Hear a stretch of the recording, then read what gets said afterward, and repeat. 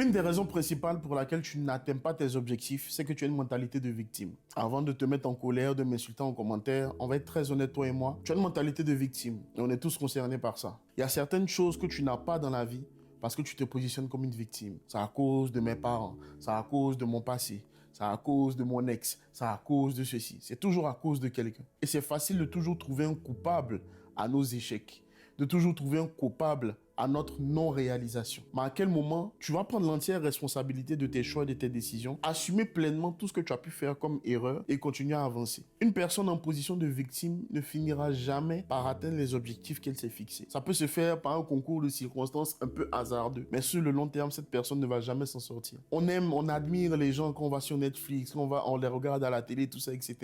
Mais il faut sortir de la position de victime. Ah non, mais c'est parce que j'ai perdu mes parents. Ça fait 20 ans cette année que j'ai perdu mon père.